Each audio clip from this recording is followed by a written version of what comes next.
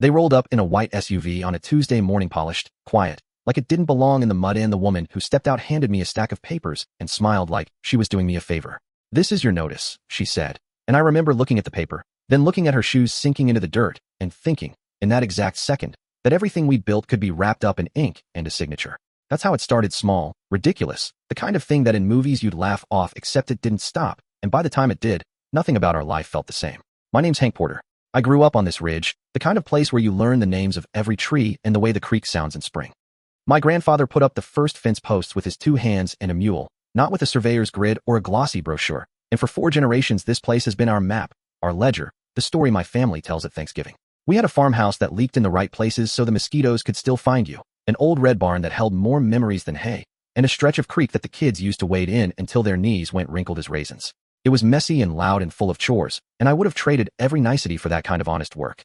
When the developer moved in next door, not a man, so much as a project with money and a schedule, it felt like someone had opened a map and decided to redraw our property. They called it the Ridgeview Commons, with renderings that showed stone walls and a fountain that would never see a rooster, and suddenly the quiet road we'd always driven on was a line on a marketing deck. The first time I saw the new stakes in the ground, I thought, well, that's a shame, but land sells, people move, life goes on. The stakes were placed wrong. That's the simple way to put it. 1 foot, 2 feet, a pinch of distance small enough to knot a man's stomach and large enough to change where water goes in a flood, where a fence stands, where our driveway ends and someone else's yard begins. You learn a lot about people when they have power. You learn who apologizes when they step in manure and who calls it fertilizer.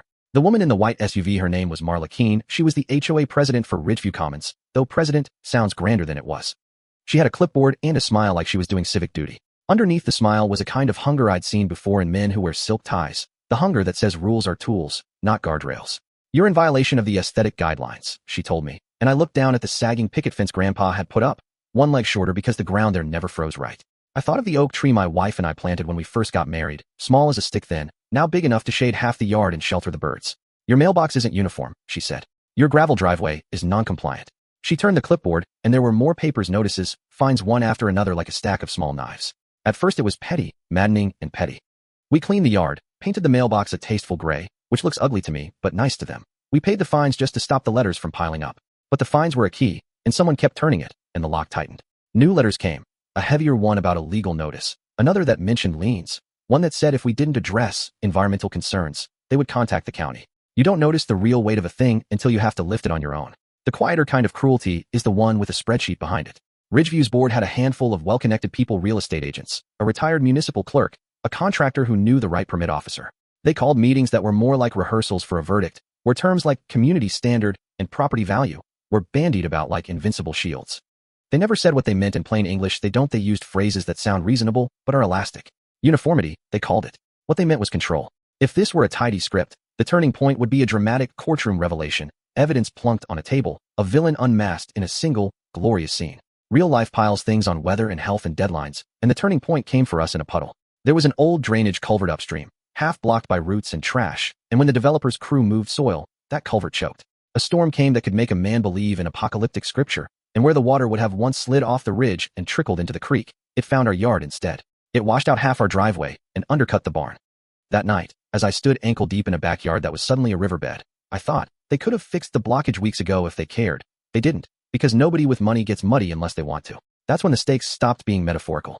Fines turned into threats. Threats turned into filings.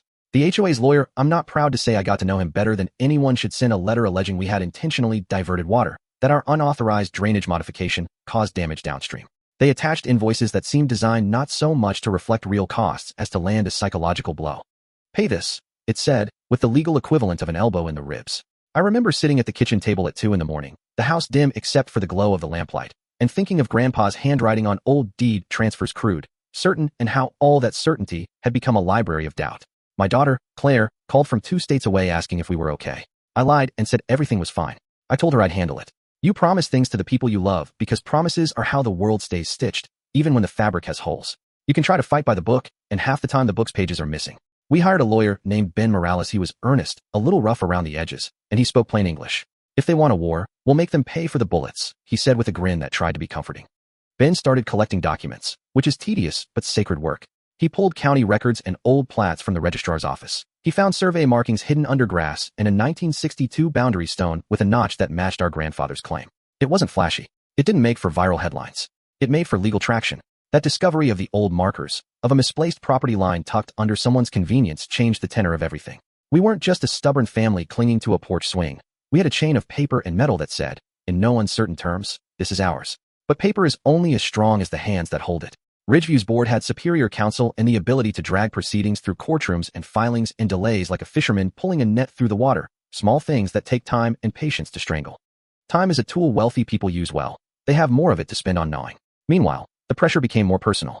There were anonymous calls to the county about unsanitary conditions, which led to inspectors knocking at our door, clipboard in hand, talking fast, the kind of talk that suggests you're filthy in a moral way as much as anything else. A neighbor I thought was friendly stopped mowing our shared fence line and started smiling at us like a man who'd been given a crossword whose answer he didn't tell you. Once, someone slashed the tires on my pickup and left a note tucked under the windshield wiper that said politely, almost civilly, keep it pretty. There was a message in the word pretty, as if our home were an offense against a palette of paint swatches. It's amazing what the right kind of petty will do to a person's sense of home. We began to circle mail payments like dogs around a bone. Pay this, respond to that, file that form, call that number. Money left the house like a slow leak. I sold a couple of tools I shouldn't have: my father's old plow, a wrench that had fixed 2 generations of tractors, and felt a hollow that wasn't just financial. You don't sell a wrench because its metal is useful. You sell a hinge to keep the rest of the door open. Ben, for all his blunt talk, found allies: a retired hydrologist named June, a high school biology teacher who had written her dissertation on local wetlands, and an investigative reporter, Mara, who smelled a story like a hound smells a fox. They were small alliances, friends, colleagues, people who'd seen similar things happen in the name of community standards. They began to pull at threads. June traced where the water went during rains and found maps that showed our little valley was a floodplain in need of respect rather than a patch of dirt to be paved. The teacher had access to grant documents for a supposed conservation fund the developer had used as leverage, and Mara dug into those and found discrepancies that looked like the kind of bookkeeping that ends careers. There's a dizzying cruelty to seeing the polite face of an institution come off. Marla still smiled during meetings. She wore the same white blouses, the same neutral lipstick, and told people at HOA gatherings about the community's plans in soothing tones, while her board pushed motions that would make our lives harder. She'd say, we're protecting property values, and the room would nod because who's against a property value? We're all human accountants that way, tallying worth in terms of house paint and curb appeal, forgetting that worth can live in a creaky floorboard and a recipe scrawled in pencil. The rhetoric was soft, but the actions were strangling. I won't pretend I was above anger. I called the county and demanded inspections. I wrote letters. I drove to meetings and spoke until my voice broke. There was a night when Marla cornered me at the community center, the lights washed in fluorescent shame, and she said, flatly, you need to sell. Sell to who? I asked. To someone who understands the neighborhood, she said, as if the neighborhood were a brand like a soap and not a place where people had birthdays and funerals.